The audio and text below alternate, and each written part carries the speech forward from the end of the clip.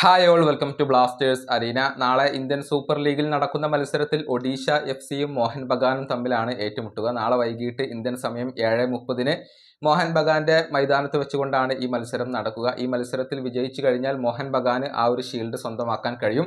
എന്നാൽ ഇതിനു മുന്നേ ഒഡീഷ FC ഒരു സ്റ്റേറ്റ്മെന്റ് ഇറക്കിയിട്ടുണ്ട്. അവരുടെ സൂപ്പർ താരമായ അഹമ്മദ് ജാഹു ഇപ്പോൾ ക്ലബ്ബ് വിട്ടിട്ടുണ്ട്, ക്യാമ്പ് വിട്ട് കഴിഞ്ഞിട്ടുണ്ട്. കാരണമൊന്നും ക്ലബിനെ അറിയിച്ചിട്ടില്ല. അതുകൊണ്ട് തന്നെ ഇനി താരത്തിനെതിരെ നടപടികൾ എടുക്കും എന്നാണ് ഇപ്പോൾ തങ്ങളുടെ ഒഫീഷ്യൽ സ്റ്റേറ്റ്മെന്റിലൂടെ ഒഡീഷ അറിയിച്ചിട്ടുള്ളത്. അവരുടെ സ്റ്റേറ്റ്മെന്റ് ഇങ്ങനെയാണ്: ക്ലബിന് കാരണമോ അതല്ലെങ്കിൽ മതിയായ വിവരങ്ങളോ നൽകാതെ അഹമ്മദ് ജാഹു ഇപ്പോൾ ക്ലബ്ബ് വിട്ടു കഴിഞ്ഞിട്ടുണ്ട്. ഇത് ഗുരുതരമായ ഒരു കരാർ ലംഘനമാണ്. ഇത് അങ്ങനെയാണ് ക്ലബ്ബ് പരിഗണിക്കുന്നത്. ഉചിതമായ നടപടി ഇക്കാര്യത്തിൽ സ്വീകരിക്കും.